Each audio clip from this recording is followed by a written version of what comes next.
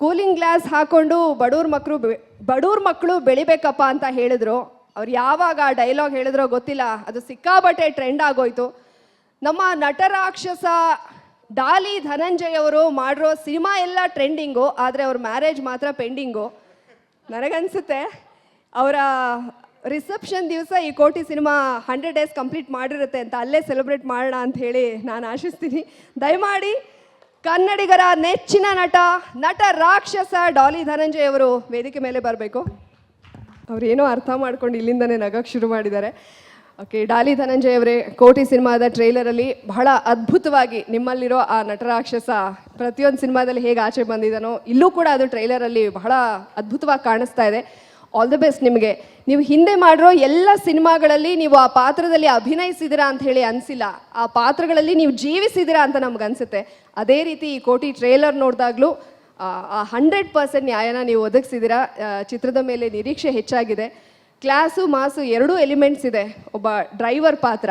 So ಜನ ಯಾಕೆ ಕೋಟಿ ಸಿನಿಮಾನ ನೋಡಬೇಕು ಸರ್?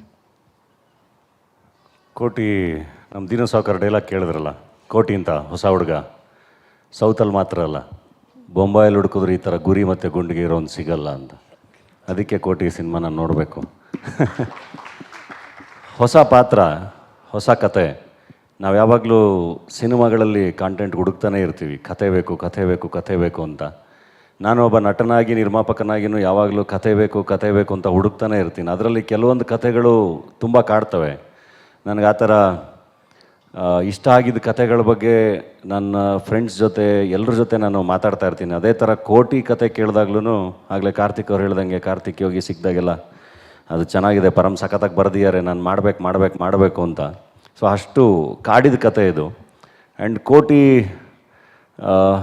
ಕೋಟಿ ಅಂದರೆ ನಾನೊಬ್ಬ ಮಾತ್ರ ಕೋಟಿ ಅಲ್ಲ. ನನಗೆ ಕೋಟಿ ಕತೆ ಕೇಳಿದಾಗ ನಾನು ಟೀಸರ್ ರಿಲೀಸಲ್ಲಿ ಹೇಳ್ದಂಗೆ ಐ ಥಿಂಕ್ ಎಲ್ಲರೂ ಕೋಟಿನೇ, ಇಲ್ಲಿರೋರು ಎಲ್ಲರೂ. ಅದು ಸಿನಿಮಾ ನೋಡ್ತಾ ಗೊತ್ತಾಗುತ್ತೆ. ಕೋಟಿಯ ಬದುಕಿನ ಈವೆಂಟ್ಸ್ಗಳು ಒಂದೊಂದೇ ಬಿಚ್ಕೊಳ್ತಾ ಹೋದಂಗೆ ಪ್ರತಿಯೊಬ್ಬರಿಗೂ ಗೊತ್ತಾಗುತ್ತೆ, ಓಕೆ ಇದು ನಾನು ಅಂತ ಹೇಳಿ.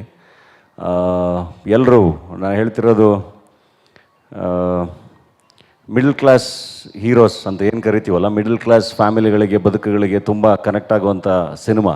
ಹಾಗನ್ಬಿಟ್ಟು ಬರೀ ಮಿಡಲ್ ಕ್ಲಾಸ್ ಸಿನಿಮಾ ಅಂತ ಅಲ್ಲ, ಎಲ್ಲರ ಸಿನಿಮಾ. ನಿಮಗೆ ರಸ್ತೆಯಲ್ಲಿ ಓಡಾಡ್ತಾ ಒಂದು ಸಣ್ಣದಾಗಿ 2 ಗಾಡಿಗಳು ಟಚ್ ಮಾಡಿಕೊಂಡು ಒಂದಿಬ್ಬರು ಹೊಡೆದಾಡ್ತಿರ್ತಾರಲ್ಲ, ಅದರಲ್ಲಿ ಎಷ್ಟೊಂದು ಸರಿ ನಾವು ಒಳಗಡೆ ಕೂತ್ಕೊಂಡು ಅನಿಸ್ತಾ ಇರುತ್ತೆ, ಯಾಕೆ ಇಷ್ಟು ಹೊಡೆದಾಡ್ತಿದ್ದಾರೆ, ಅವರು ಮೂವ್ ಆನ್ ಆಗಿಬಿಡ್ಬೋದಲ್ವ, ಇಮಿಡಿಯೇಟಾಗಿ ಮುಂದಕ್ಕೆ ಹೋಗ್ಬಿಡ್ಬೋದಲ್ಲ ಅಂತ.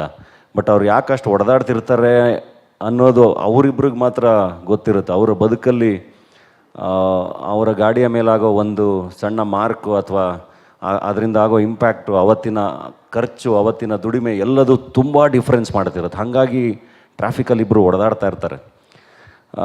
ಈ ಥರ ನಿಮಗೆ ದಿನನಿತ್ಯದ ಬದುಕಲ್ಲಿ ತುಂಬ ವಿಷಯಗಳನ್ನ ನೋಡ್ತಾ ಇರ್ತೀರ. ಸೊ ಹಾಗಾಗಿ ಕೋಟಿ ತುಂಬ ಕನೆಕ್ಟ್ ಆಗುತ್ತೆ.